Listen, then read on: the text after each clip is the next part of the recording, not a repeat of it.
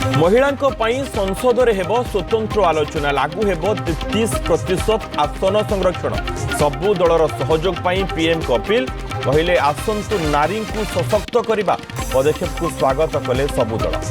Twin city रे ब्याहत हेबनी विद्युत सेवा 600 कोटी व्यय निर्माण होइतबा 3 ग्रिड सबस्टेशन और 8टी गुरुत्वपूर्ण ट्रांसमिशन लाइन को लोकार्पण कले मुख्यमंत्री मोहन माझी कहले विकसित ओडिशा गठन रे सहायक हेबो एभली पदक्षेप प्राची धनुआ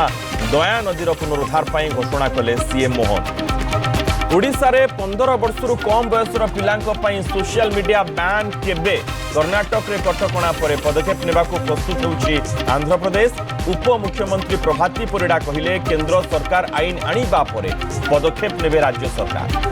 विकास धारा रे जोड़ी होउछि माओगढ़ माओ मुक्त परे भय मुक्त होइछंती मालकानगिरी और कोरापुट जिलार माओ अध्युषित अंचलवासी आरंभ हैला रास्ता निर्माण स्वास्थ्य केन्द्र प्रतिष्ठा स्कूल गुड़िकर पुनरुद्धार कार्य पहुंचलानी इंटरनेट सेवा देखिबा न्यूज 7 रो एक्सक्लूसिव रिपोर्ट।